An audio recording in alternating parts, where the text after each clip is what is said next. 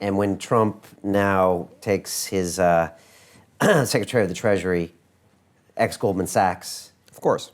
What do you think of that? Well, I mean, is anybody surprised? I don't know if anybody actually bought that ridiculous platform. Of anti-establishment, no more anti-establishment, drain the swamp. I mean, come on. Is a billionaire going to be anti-establishment? Let's be serious. Of course he picked Goldman Sachs to run Treasury. How else? And Hillary would have done the same, right? So nothing changes. This is, as I've said many, many times, the election choices facing Americans were a choice between blue Goldman Sachs and red Goldman Sachs. You can choose the color, but Goldman Sachs is still going to be in charge. And if you think your vote is going to make a difference, you're a fool. There are two ways to express power in this world, voice and exit, as my friend Balaji Srinivasan says. And when voice is no longer sufficient, and sometimes even when it is, exit is a more powerful expression. And exit means get your money out of the system, get yourself out of the system, and reduce your exposure to the ridiculous system as much as you can. Bitcoin is a means to switch from expressing power through voice to exit. And I think that's a really powerful way to do it. Now, does working at Goldman Sachs once in your career make you now not suitable to be Secretary of Treasury? Just to play devil's advocate here, I mean, does it mean that some of the smartest people in banking shouldn't be in that position to know what's up? But it's not just once. These are consummate careerist bankers who have been in and out of the system at several different stages. He wasn't just a Goldman Sachs banker. You look at the previous parts of the resume, and who are you going to get to drain the swamp? The swamp dwellers? They're not going to do the job, right?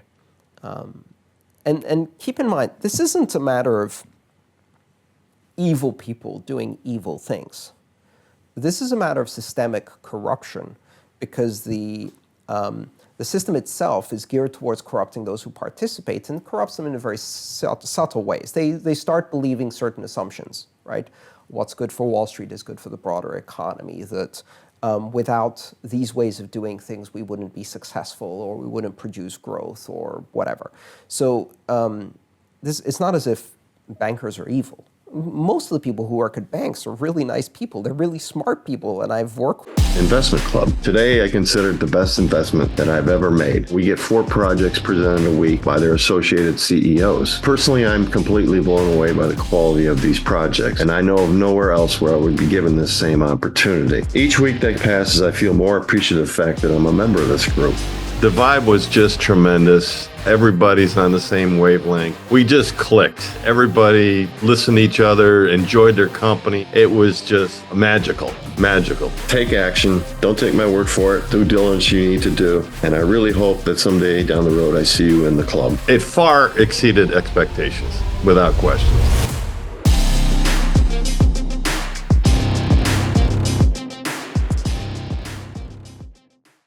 with many of them, and they're really nice. But if you put them in a system that encourages the worst of human behavior, and that's how you get the bonuses, and that's how you keep your job, people gradually start rationalizing, and they rationalize and rationalize and rationalize and become part of the system. And no better than senior executives or managing directors at Goldman Sachs. I mean, they can't see the forest for the trees. Right. Yeah, it's been indoctrinated. I know, I grew up in that culture since I was 21, 22. I went to Wall Street, I got handed the phone, and for the next 6 months, I got shown how it was done. Part of that included we try to, rip as much money out of every trade as possible. That's what you try to do. That is the mentality of Wall Street. And maybe any other capitalist system, but there it just can get really out of hand really quickly. And risk-taking as well. I mean, banks started off as institutions to hold deposits. Right. And in the 70s, like you said, in the 80s, they morphed into these casinos. Well, it was the Glass-Steagall Act that was repealed Yeah. by Bill Clinton. Yeah, and that was the beginning of the end. Yeah, and that made it even worse. But before that, people were taking these balance sheets and just putting these huge bets because that just seemed to be the convenient place to do it at the time. Oh, this is the bank, has all these bonds. Well, let's quadruple up and see what happens next. And, when I was there, you got paid an annual bonus on how much you made. Now, if you lost a lot of money, you might get sacked, and then you'd go work for Bear Stearns. And then if you made a lot of money, you would get a chunk of it. And so it's in your interest to take a lot of risk. Right. And so that's, like you said, the way people grew up. It's systemic corruption. It's corruption through the system, through a system of perverse incentives.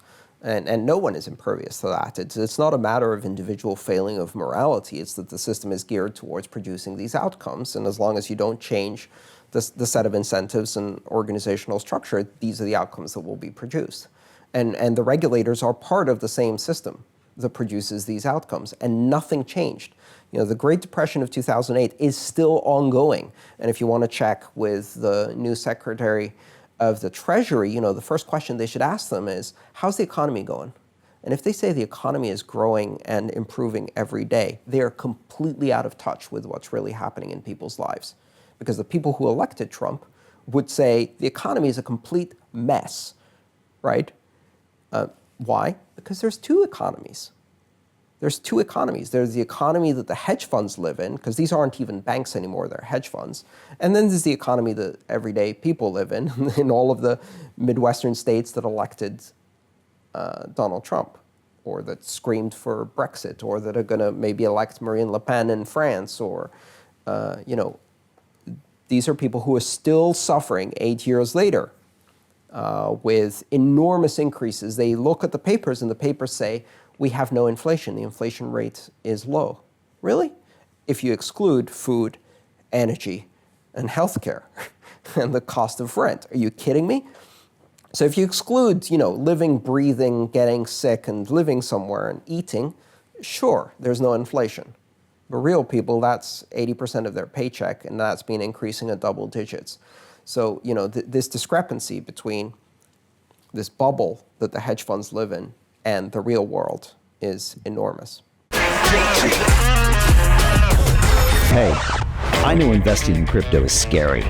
It takes a real leap of faith because there are so many scams, rug pulls, and bad actors out there. It's a dangerous business, which is why 95% of people lose all their money. Well, that's why I created the London Real Investment Club, so you can access the hottest deals on the planet and use the crypto bull market to create the generational wealth that you deserve. Join my team of over 100 people from around the world that are making millions of dollars behind the scenes investing in blockchain, AI, Web3 games, DeFi, Bitcoin, and more. Don't miss out. Click the link below to book a call with one of my team now. But hurry, this bull market will end soon.